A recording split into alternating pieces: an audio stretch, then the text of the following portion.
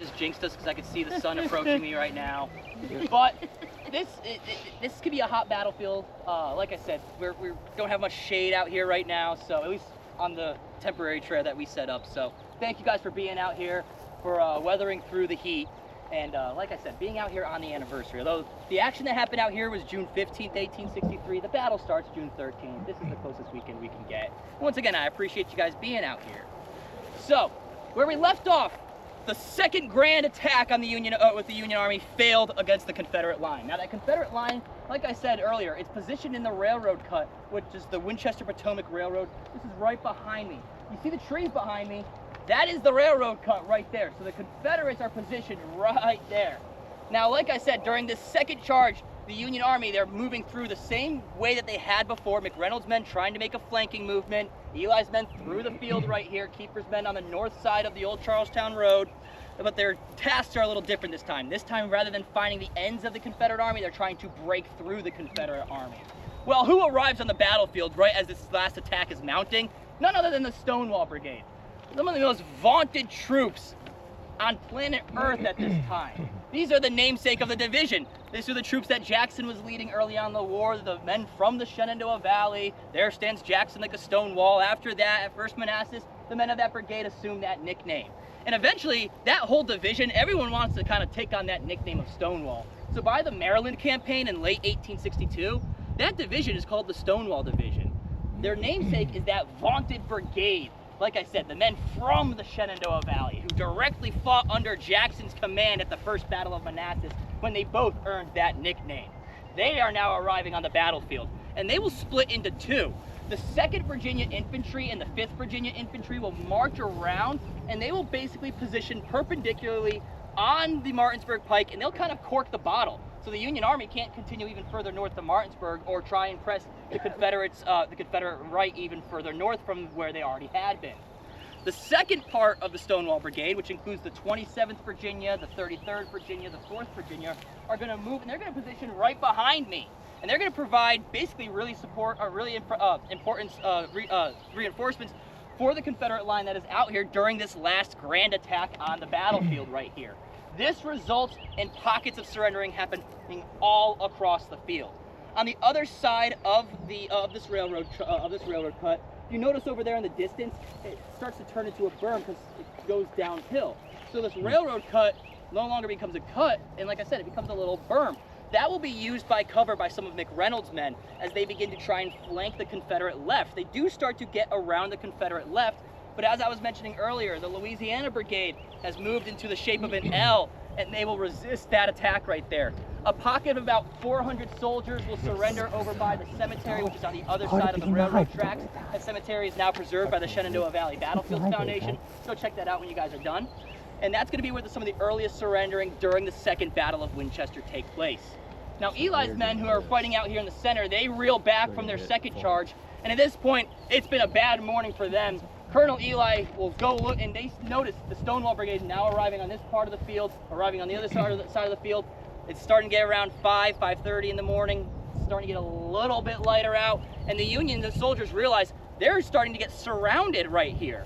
So Ely, the colonel, he's in command of a brigade out there. He's originally from the 18th Connecticut Infantry. He'll take the 18th Connecticut, and they will move north, and they will surrender to the 5th Virginia Infantry. Pockets of surrendering happen all across the field right here. Milroy, reportedly, he is last seen on the field saying, "I don't know what to do. Save yourself, men," as he took a comrade's horse and ran over in that direction. Now, portions of the 87th Pennsylvania, that Adams County and York County unit, some of them will break out over in that direction and make it back to Hancock, Maryland. Portions of Keeper's Ohio Brigade will break out north of the old Charlestown Bridge against George Maryland Stewart's brigade, and some of them will eventually make it back to Harper's Ferry. But by the end of this morning, by the time sun has fully gotten to the sky, over 4,400 Union soldiers are killed, wounded, and mostly captured. The Confederates leave this battlefield with less than 270 casualties. This leads into Lee's overconfidence, I think, at Gettysburg. You step into Robert E. Lee's shoes in early July of 1863, just 2 weeks after this battle right here. His men had just scored scored a victory at Chancellorsville, and then Jackson's old boys are still scoring victories in the Valley. They just gobbled up a Union division out here in a battle. Listen, you could say this is a Confederate masterclass out here of fighting. So this battle, like I said, leads into Lee's overconfidence in that battle. It also leads into the Confederate Army of Northern Virginia's Second Corps' shortcomings on that battlefield. These are Lee's most vaunted troops. These are Jackson's old boys. These are also the troops that just fought a 3-day battle here in Winchester, Virginia. 2 weeks later, by the time they're in Gettysburg, Pennsylvania, Lee will task them to take East Cemetery Hill and Culp's Hill. That's some of the hardest terrain to take on that battlefield. Not only that, but they just fought a battle just 2 weeks earlier. And that is the most critical ground on that battlefield. If they take Culp's Hill, the Union retreat line is gone, the Union baggage trains are gone. So this battle, not only is it for so long been referred to as the, just the opening of the Gettysburg campaign as a footnote, I think we're gonna now change how we view this battle. Maybe not change, but we're gonna emphasize how important this engagement was. It wasn't just a footnote in the battle that leads to the Gettysburg campaign. No, this directly affects the fighting that happens out there on those 3 critical days in early July of 1863. This absolutely affects the fighting for the Army of Northern Virginia's Second Corps, for Jackson's old corps. This absolutely leads, I think, to Ewell's shortcomings on that battlefield. And for everybody who thinks that, oh, well, Jackson was just that much more aggressive, Ewell would have, Jackson had the motivation in his men. He would have just pointed up the hill and his men would have taken it in a heartbeat. Well, you have to think about Ewell's command after this battle. This was his first engagement with this corps. They were already competent with him when he took on this position. Now he's got the pedigree behind him with a 3-day battle that leads to an even, you can even argue it's an even bigger smashing victory for the Confederate Army than Jackson's was here in Winchester a little bit of a year earlier. Now, not only is this battlefield 160 acres that were, or over 160 acres that we're standing on now preserved by the Shenandoah Valley Battlefields Foundation, but more of this battlefield is open for you guys to see. There's a very small parcel that's over on Crossover Boulevard, off of Front Royal Pike, that will interpret Johnson's advance on the Front Royal Pike on the first day of battle. Go to the Kernstown Battlefield. They actually have some events there later on this day. That's going to be on Pritchard Hill, where the Union positions are during the first day of battle as well. During the second day of battle, the attack on West Fort, recently, last year, the Shenandoah Valley Battlefields Foundation saved 174 acres where that attack took place from. On top of that, we saved the over 160 acres out here where the Carter's Farm is, where the battle ends at. So for years, you didn't have a battlefield park. You really didn't have locations to go see the Second Battle of Winchester. Now, soon, there will be a second Winchester Battlefield Park, and this critical moment of the Gettysburg campaign will be available for you guys, the general public, and future generations to explore, to further emphasize not only the Battle of Gettysburg in that campaign, but the Valley's role within that campaign, and this battle's role within that campaign. So once again, I want to thank you guys for being here today. One more thing I forgot to mention, really interesting aspect of not only preserving the ground associated with this battle. Soon there will be a battle flag put on display at the Shenandoah Valley Civil War Museum, at the old courthouse museum the old courthouse downtown.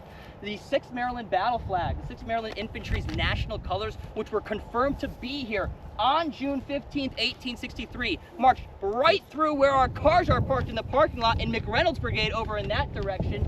Somehow that flag did not get captured on the battlefield, would eventually be retired by the regiment at Harper's Ferry in December of '63. That is soon going to go on display at the Shenandoah Valley Civil War Museum. So not just the ground, but the artifacts associated with this part of the action. The Second Battle of Winchester is about to have a lot of focus on it soon, and we are really glad that you guys decided to be out here today for one of our first tours out here on the Carter Farm.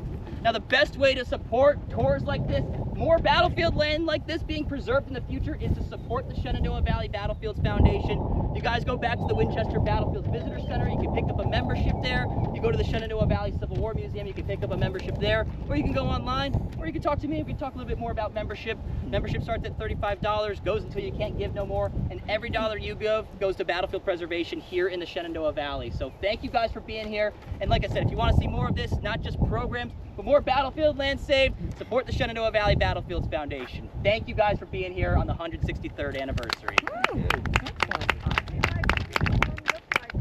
The farm was over, there was a widow that was living in it at the time.